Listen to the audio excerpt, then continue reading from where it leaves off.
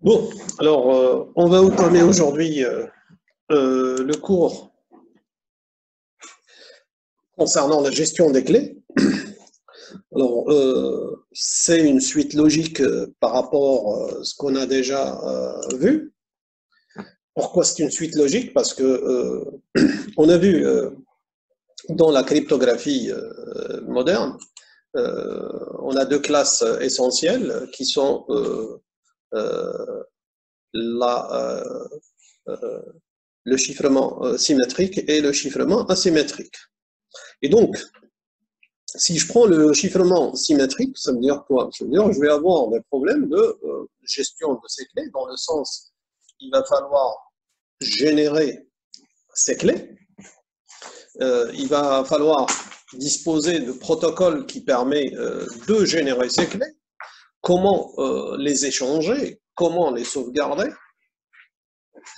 et comment faire l'association, parce que la clé symétrique, ça suppose que vous avez chaque deux partenaires ont une clé secrète. Ça veut dire que si vous avez un partenaire, vous devez avoir une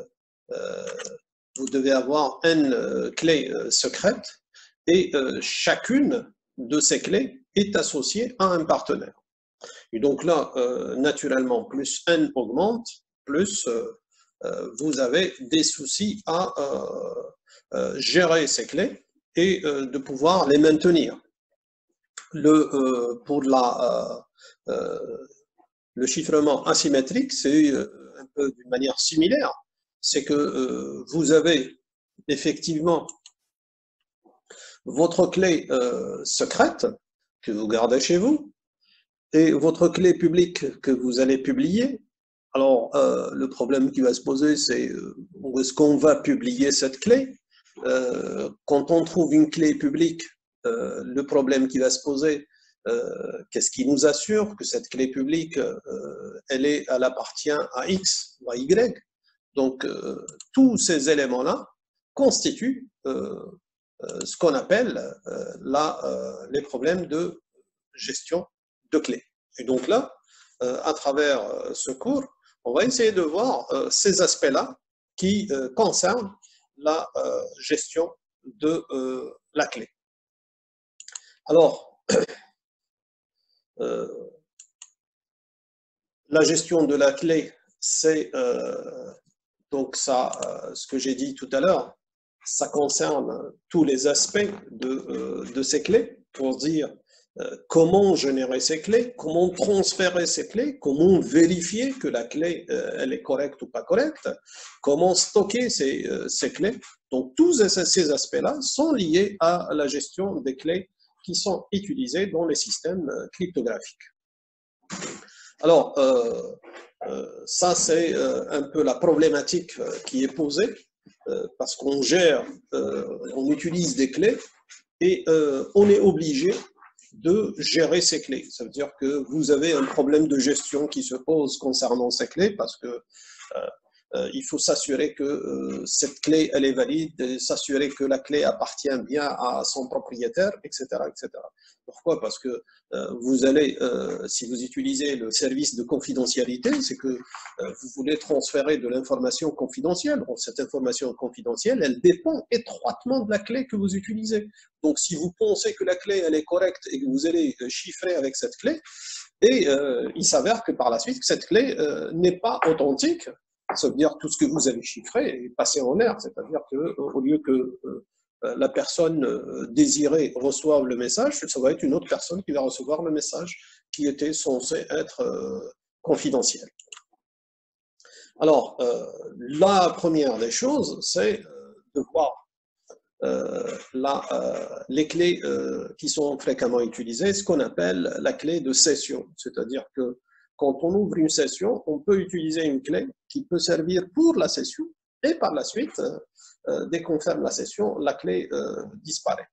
Et donc, dans ce cas précis, on est obligé de voir quel est le processus qui permet de produire cette clé et comment transporter cette clé. Pourquoi? Parce que quand vous avez deux partenaires, ça ne suppose pas que les deux partenaires sont sur le même site. Et ils peuvent, en général, et c'est le cas, ils sont sur 2 sites différents. Et ça veut dire quoi? Quand on établit une clé, ça veut dire qu'on est obligé de la transporter de A vers B. Donc, comment s'assurer de la transporter d'une manière, je dirais, confidentielle. Et bien entendu, comment on arrive à générer cette clé, ce qu'on appelle le protocole d'accord de clé, c'est-à-dire comment on se met d'accord sur une clé donnée. Alors, voici un protocole simple qui consiste à échanger de l'information pour réaliser ou générer une clé de session. Alors, vous avez 2 partenaires, A et B. Le partenaire A, donc ce qu'il va faire, c'est il va générer son couple de clés publiques, clés privées, donc PU pour dire public, PR pour dire privé. Donc, l'index A, ça permettra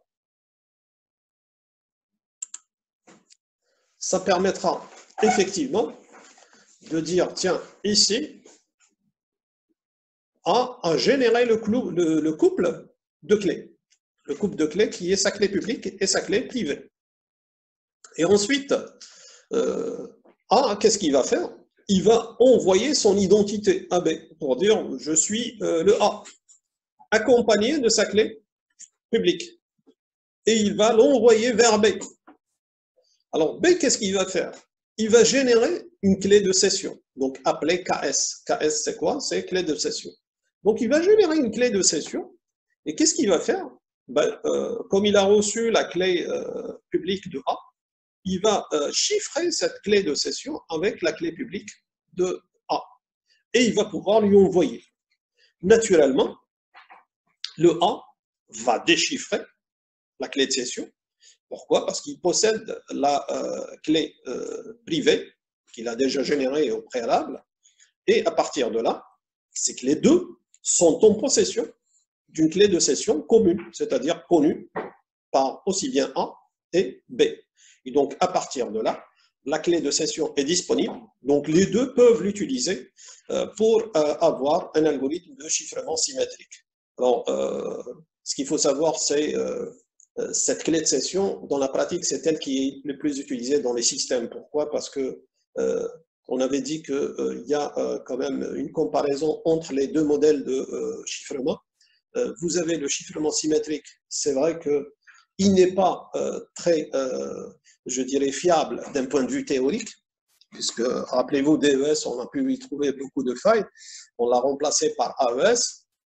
Le problème, c'est que ces chiffrés-là ne sont pas très robustes du point de vue théorique, mais ils sont très rapides d'un point de vue performance. Donc, l'idée qui a été faite, c'est quoi? C'est d'essayer d'utiliser un système mixte. Le système mixte, c'est quoi? C'est on utilise le chiffrement asymétrique, c'est juste pour chiffrer la clé de session. Et ensuite, une fois qu'on a la clé de session, on utilise pour la session le chiffrement symétrique. Pourquoi? Parce qu'il est très performant. Et c'est ce qu'utilisent les navigateurs actuellement quand vous naviguez sur Internet et que vous avez des sessions sécurisées. C'est ce qui se passe. Il y a un échange de clés, donc génération de la clé de session, et elle est transportée grâce au chiffrement de la clé publique. Et par la suite, toutes les données sont chiffrées par un mécanisme de chiffrement symétrique.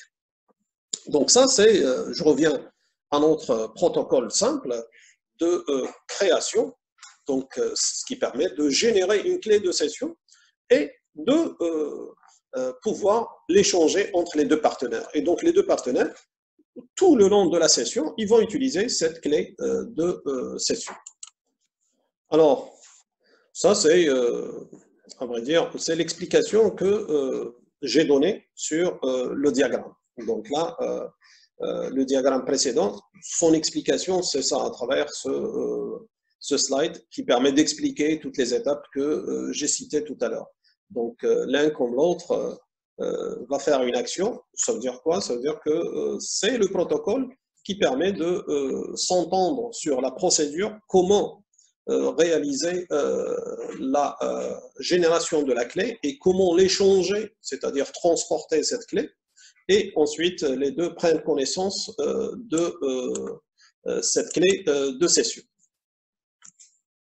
Alors, ensuite, ce protocole-là, si vous l'analysez, c'est ce que j'ai dit tout à l'heure. Il y a une clé publique, mais comment s'assurer que cette clé publique appartient bel et bien à, je dirais, à l'individu? C'est pas évident. Alors ici, le problème qui est posé, c'est quoi? C'est le problème connu au niveau des attaques, ce qu'on appelle the man in the middle. Donc, vous avez la personne qui intercepte et qui peut jouer un mauvais tour, je dirais, à ce protocole. Ça veut dire quoi? Ça veut dire que vous avez d'un côté A et d'un côté B. Entre les deux, il y a E.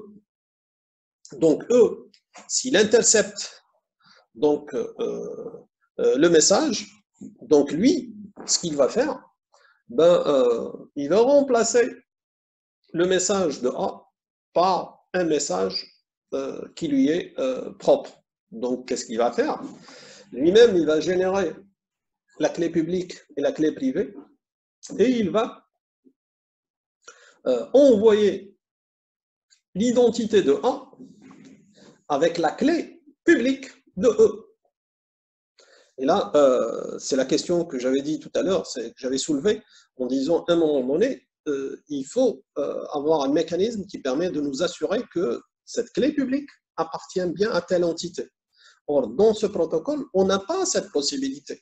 D'où E va intervenir. Pourquoi? Parce qu'il peut faire des changements au niveau des messages que le destinataire ne pourrait pas s'en rendre compte. Ici, B ne pourra pas s'en rendre compte que la clé publique, là, ce qu'on a marqué ici, la clé publique de E, je l'ai associée à l'identité de A.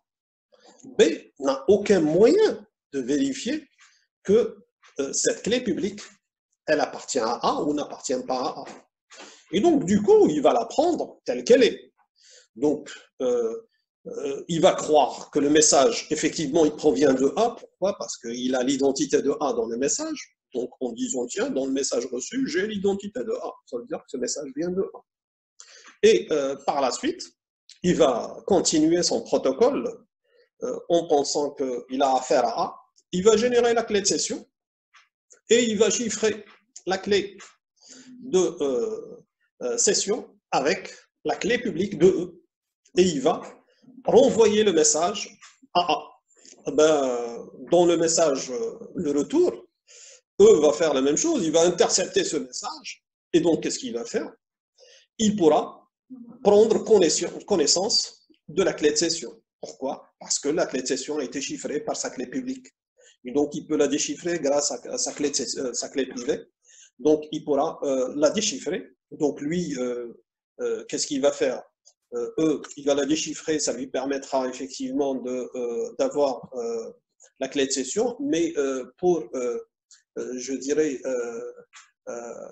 endormir A, donc ce qu'il va faire, il va prendre cette clé de session, il va la chiffrer avec la clé publique de A, et il va l'envoyer à A. Le A, quand il reçoit la clé de session, il va croire que c'est B qui doit envoyer ça. Donc il va la déchiffrer, il prend connaissance de cette clé de session. Et donc du coup, maintenant, ce n'est plus deux qui ont pris connaissance de la clé de session. C'est trois entités. Donc A et B, et eux aussi, il a pris connaissance. Ça veut dire que par la suite, tout le long de la session, il sait quels sont les... il va savoir quels sont tous les messages qui sont échangés, parce que c'est des messages qui sont chiffrés avec la clé de session. Lui, il pourra les déchiffrer tous, donc il pourra prendre connaissance de toute la session, du contenu de la session, sans pour autant que A et B ne se rendent compte que leur communication n'est pas confidentielle comme ils croient, parce que eux, ils croient qu'ils ont une session qui est confidentielle grâce à la clé de session. Alors, donc ça, c'était la suite pour dire que la clé, elle est utilisée par A et B, alors que eux peuvent prendre connaissance de tout le contenu. Alors, il y a un moyen quand même un peu plus sophistiqué que ça, parce que là, le protocole, c'est un protocole simple. Et donc, on essaye de mettre en œuvre un protocole qui est un peu plus évolué. Alors, ce protocole, il se base sur des propriétés mathématiques, toujours avec le problème de ce qu'on appelle le logarithme discret.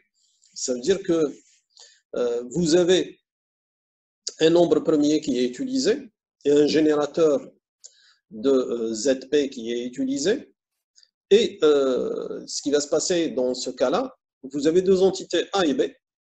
Alors A, il va choisir une valeur aléatoire X et il va faire ce calcul. Ça veut dire que ce qui se passe en premier lieu concernant ce protocole, c'est que A et B ils vont se mettre d'accord sur P et alpha.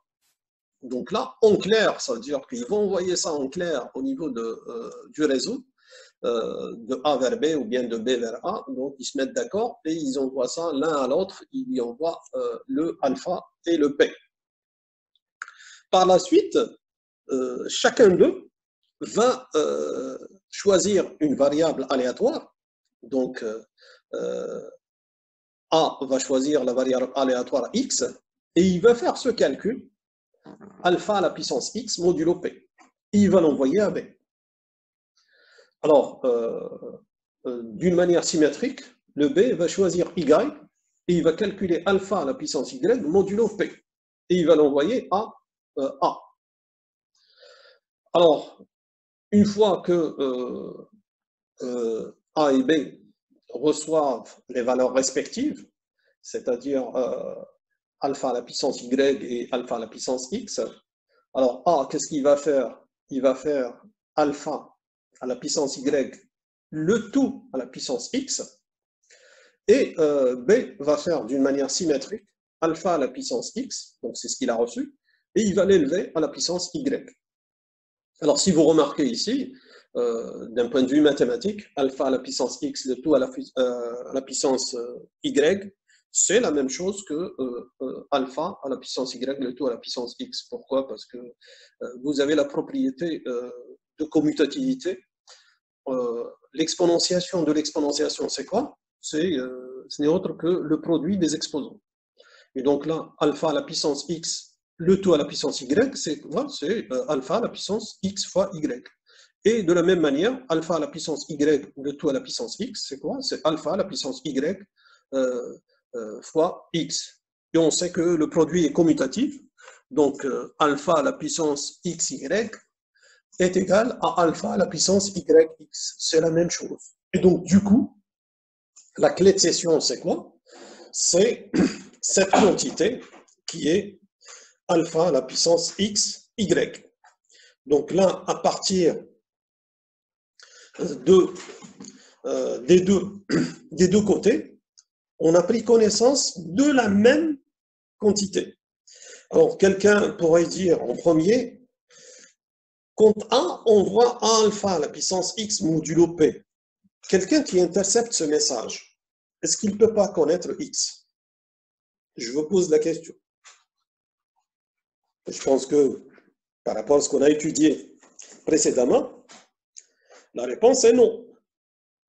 Pourquoi? Parce que ça, ce problème-là, qui est alpha à la puissance x modulo P, je suppose que ça doit vous rappeler quelque chose pour l'algorithme de Elgamal. La clé publique, c'est quoi? C'est g à la puissance x modulo P. Et on publie la clé publique et on n'arrive pas à avoir la clé privée. Pourquoi? Parce que ça, c'est le problème qui est connu en littérature qu'on appelle le problème du logarithme discret. Ça veut dire que quand vous avez le résultat alpha à la puissance x modulo P, même si vous connaissez alpha et P, vous ne pouvez pas trouver x. Pourquoi? Parce que ça, c'est le problème connu en littérature qu'on appelle le problème du logarithme discret. Alors, dans la pratique, alpha et P, particulièrement P, c'est un nombre premier qui est assez grand. Et donc ça, d'où le problème du logarithme discret.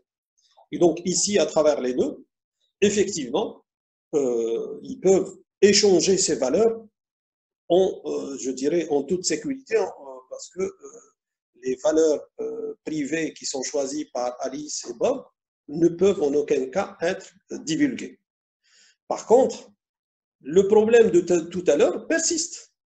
Donc, dans l'algorithme de tout à l'heure, rappelez-vous, il y avait the man in the middle. Donc, vous avez quelqu'un qui peut intercepter cet algorithme et il peut jouer je dirais, le mauvais tour aux deux partenaires, à Alice et Bob. Donc là, il va y avoir Oscar au milieu. Donc Oscar au milieu, il va faire la même chose que ce qu'on a vu tout à l'heure. Donc tout à l'heure, c'était l'intermédiaire E qui permettait de changer la clé publique de Alice avec sa propre clé publique pour pouvoir récupérer la clé de session. Là aussi, c'est la même chose. Oscar, qu'est-ce qu'il fait? Il va intercepter le message allant de A vers B.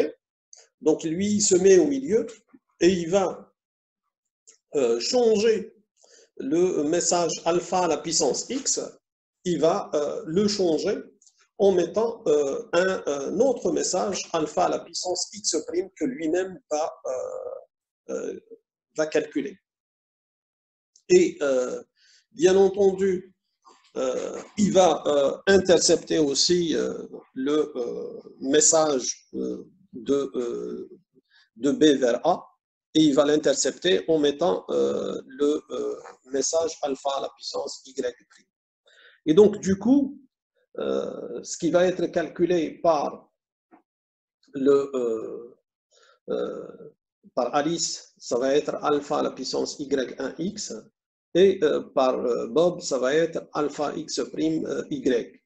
Et ensuite, Oscar, qu'est-ce qu'il va faire? Eh ben, il va calculer les quantités, alpha à la puissance x à la puissance y' et alpha à la puissance y à la puissance x'. Et donc, il va, à vrai dire, générer des clés de session aussi bien avec A et avec B. Et donc, lui, il va faire ce travail intermédiaire. À chaque fois qu'il a un message qui est envoyé de Alice vers Bob, il va pouvoir le déchiffrer. Et pourquoi? Parce qu'il a les clés de session intermédiaire. Et il va faire de même de l'autre côté. Et donc, de la sorte, je dirais, on n'est pas sorti de cette situation où ce protocole, effectivement, permet de générer des clés, mais il ne permet pas d'avoir une confidentialité parce qu'on peut être intercepté par l'homme du milieu.